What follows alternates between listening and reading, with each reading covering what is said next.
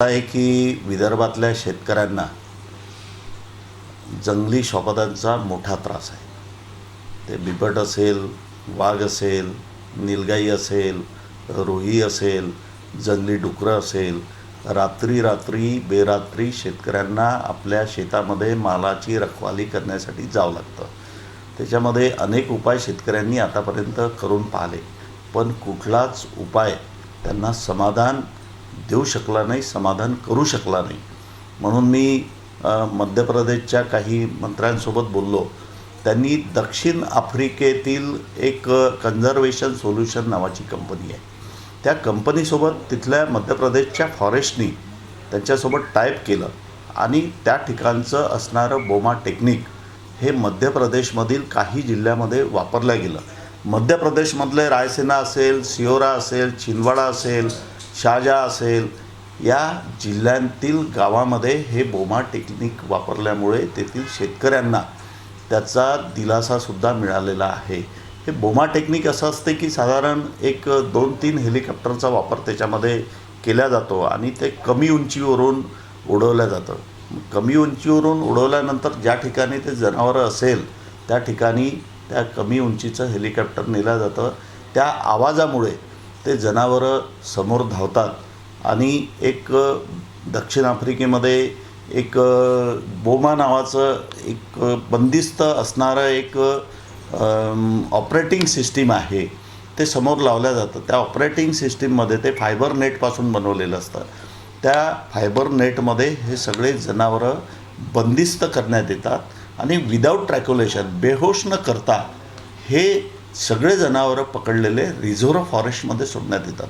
म्हणून माझं सभागृहाला हाच विषय मी मांडला की जर का हे रानडुक्कर असेल, नीलगाई असेल, हरणं असेल, हे जर रिझर्व्ह फॉरेस्टमध्ये सोडल्या गेले तर बिबटे आणि वाघाचा त्रास गावामध्ये जो होतो आहे हा कमी होईल.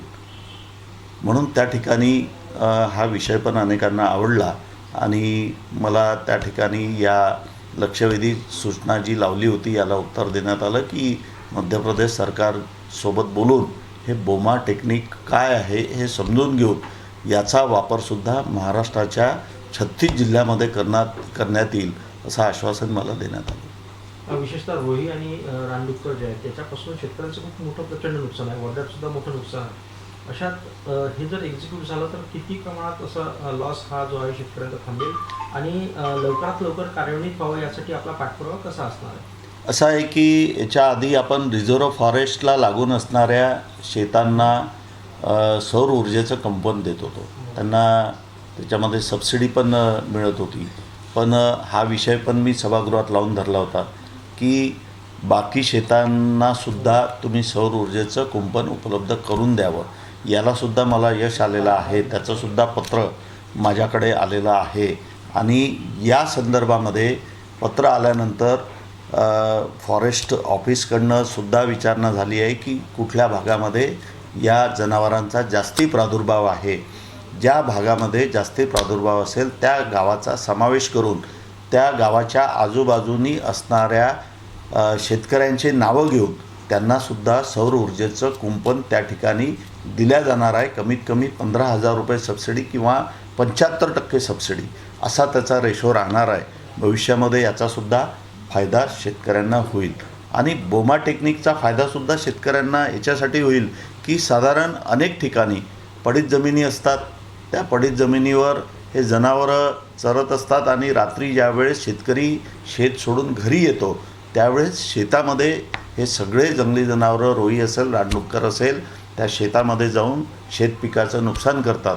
या बोमा टेक्निकचा फायदा 100% त्या ठिकाणी झाल्याशिवाय राहणार नाही आणि वनमंत्री यांनीसुद्धा ही गोष्ट गंभीरतेने घेतलेली आहे.